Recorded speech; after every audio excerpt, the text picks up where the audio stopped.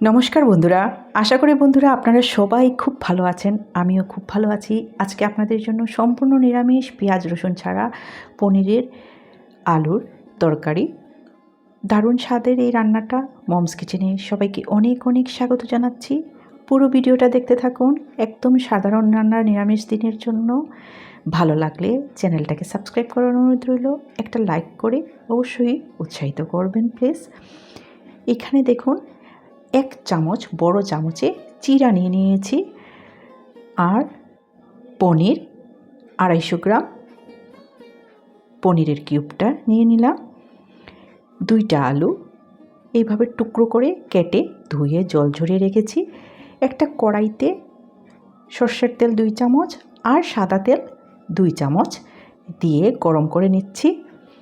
তার মধ্যে এবার আলুগুলা দিয়ে দিচ্ছি। হাফ চামচ লবণ আর হাফ চামচ হলুদ গুঁড়ো দিয়ে আলুগুলা খুব ভালো করে ভেজে তুলে নেব। আলু আলাদা ভেজে নিলে তরকারিটা ভালো হয়, খুব তাড়াতাড়ি রান্নাটা হয়ে যায়। অনেক সময় আলু আমি সিদ্ধ করেও রান্না করে নিই। এই তরকারিটা একটু ঢাকা দিয়ে 5 মিনিট রেখে দিলাম। আলুটা খুব ভালো করে ভাজাও হয়ে গেল আর সেদ্ধও হয়ে গেল। দেখুন খুব ভালো করে আলুটা সেদ্ধ হয়ে গেছে। রান্নাটা খুব তাড়াতাড়ি হয়ে যাবে। আলুটা তেল থেকে তুলে আলাদা একটা পাত্রে রেখে দিচ্ছি। আলু ভাজার তেলের মধ্যে 1 চামচ ঘি দিয়ে দিলাম। তার মধ্যে গোটা জিরে 1 চামচ আর গোটা গরম মশলা, এতে লং, গোলমরিচ, দারচিনি, এলাচ থেতো করে দিয়ে দিয়েছি। একটা তেজপাতা দিয়ে দিলাম। ভালো করে নেড়েচেড়ে এইবার জিরাটা তেলের মধ্যে দিয়ে খুব ভালো করে দেখুন ভেজে নিয়েছি। এইবার 2টা টমেটো রাফলি কেটে দিয়ে দিলাম আর একটা ক্যাপসিকাম কেটে দিয়ে দিয়েছি।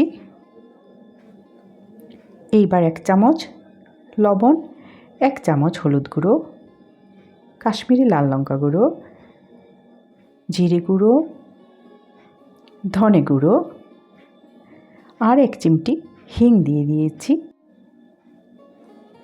1 চামচ চিনি দিয়ে দিলাম। একটুখানি জল দিয়ে মশলাটা খুব ভালো করে ভেজে নিচ্ছি। একটুখানি ঢাকা দিয়ে দিব 5 মিনিটের জন্য, তাহলে টমেটোটা ভালো করে সেদ্ধ হয়ে যাবে আর মশলার সাথে মিশে যাবে। ভালো করে এইভাবে ভালো করে মশলাটা সাঁতলে নিচ্ছি। এখানে বলে রাখি, জিরাটা দিয়েছি গ্রেভিটার থিকনেসটা বাড়ানোর জন্য। মশলা তেল ছেড়ে দিয়েছে। এইবার ভেজে রাখা আলুটা দিয়ে দিলাম। খুব ভালো করে সাঁতলে নিচ্ছি। সবাইকে অনেক অনেক ধন্যবাদ পাশে থাকার জন্য, ভিডিওটা দেখার জন্য। এইবার পনির কিউবগুলো দিয়ে দিলাম। পনির আলাদা ভাজার কোনো প্রয়োজন নেই, চাইলে আপনারা তেলের মধ্যে আলাদা করে ভেজেও তুলে নিতে পারেন। আমি সহজভাবে করে দেখানোর চেষ্টা করছি, এতে ভালো হয় রান্নাটা। পনিরের টুকরোগুলো ভেঙেও যায় না। এইবার 1 কাপ জল দিয়ে দিয়েছি গ্রেভির জন্য। ভালো করে নেড়েচেড়ে ঢেকে দিয়ে দিব 5 মিনিটের জন্য লো ফ্লেমে।